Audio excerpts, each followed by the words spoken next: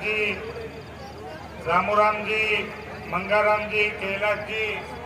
તથા સામે ઉપસ્થિત પ્રજાપતિ સમાજના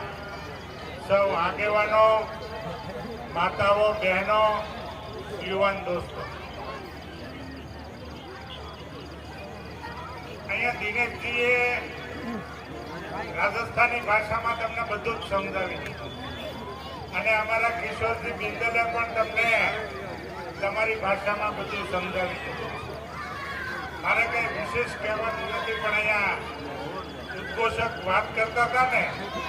કે જે રામને લેવા છે ને એને તમારે લાવવાના છે, એટલું કહેવા માટે તમે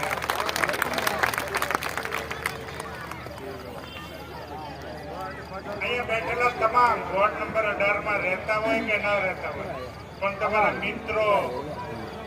શુભેચ્છકો, સગા સંબંધીઓ